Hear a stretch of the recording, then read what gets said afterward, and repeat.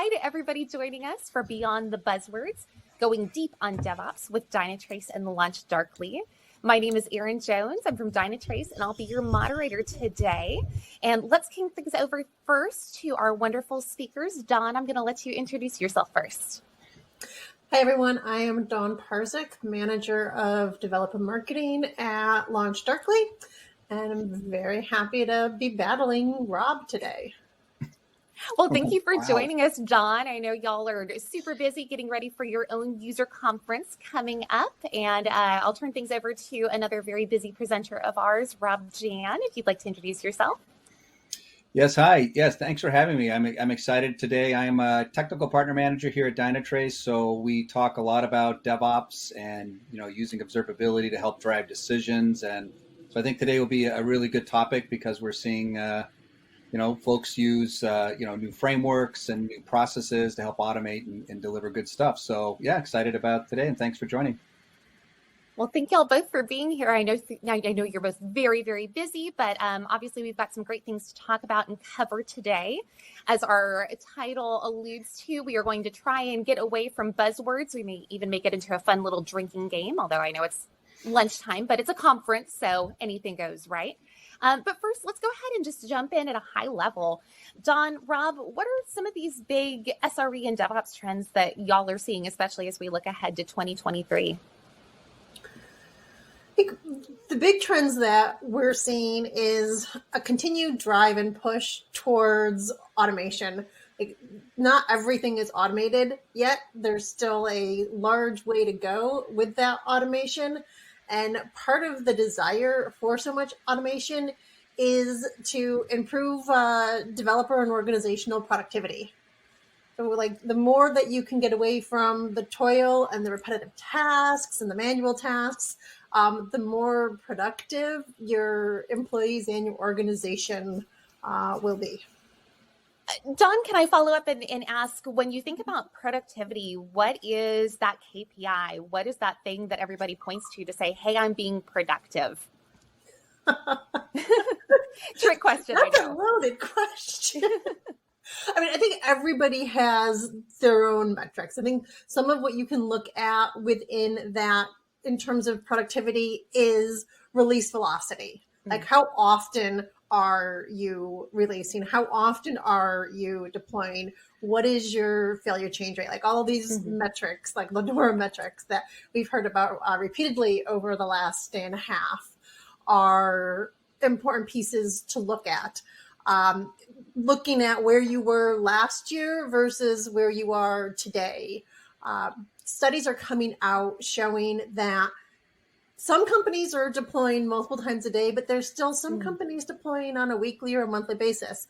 But if you look at those trends over time, like, are they shifting their deployments? Are they moving from monthly to weekly? Are they moving from weekly to daily? So like, how are you improving on like your own personal benchmarks and baselines?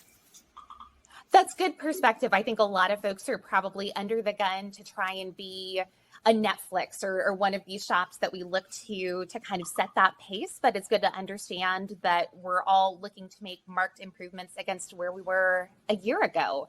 But obviously, Rob, with the concept of delivering both faster and better quality software, I mean, those two concepts seem to almost be at odds with each other. Are there any trends that you're noticing within the DevOps community that sort of speak to or help to alleviate the concept of needing to produce something faster while also producing it better?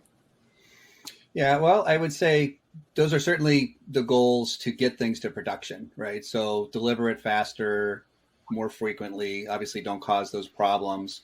But I think another kind of trend that's happening as well is we're changing the underlying architectures of the application. So there's a huge trend, and maybe this is not so much DevOps, but it's things that DevOps and SREs are having to deal with is, containerization. So there's just a rapid adoption of Kubernetes, microservices architectures, feature flagging architectures as well to be able to deliver that. So it's not like you're having your monolithic applications as you used to have them and just delivering it quicker.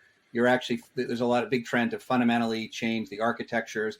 And that's also coupled obviously with the move to the cloud infrastructures, with all the SaaS offerings and PaaS offerings from the Azures and the AWSs of the world to couple that. So the trend is changing of architecture. The trend is driven by the need to deliver things faster, but it's also causing, teams to really have to deal with, more tools, more technologies, with the same amount of people, and it's overwhelming. So I think we're going to talk a little bit about that toil and stress and stuff that kind of goes along with that. But I think the trend is also that. So it's yes, deliver faster, but it's also what are you actually delivering, and that's also rapidly changing to this new containerized, architectures.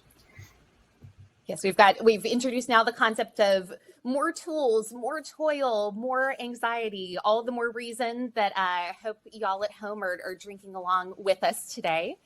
Only partially kidding there. So obviously, as we're moving towards this more cloud native sort of reality, is that creating new problems within, or challenges rather, within these DevOps teams? Because now you're hosting things in the cloud.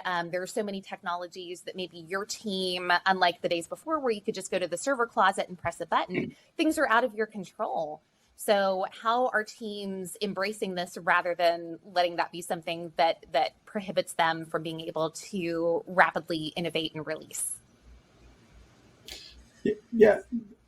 I have a couple thoughts. I'll just kind of maybe start something with Don can chime in. But that's what DevOps is all about. So you can't work in these siloed teams. It's forcing people to work together because you're now intertwined. So that's the whole philosophy, is that we're